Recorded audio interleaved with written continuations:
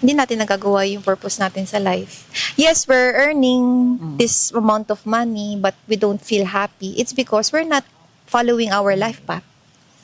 So you mean just from our birth dates, malalaman natin lahat yung patterns na yan. Malalaman natin why, like for me, example, why may pattern ako ng hindi magandang mga relationship, why the Yes. men I attract are, Yes, you know, yes, we can see that to your life, sa life path mo, makikita natin yung kung bakit na-attract natin yung wrong person. It's not our fault.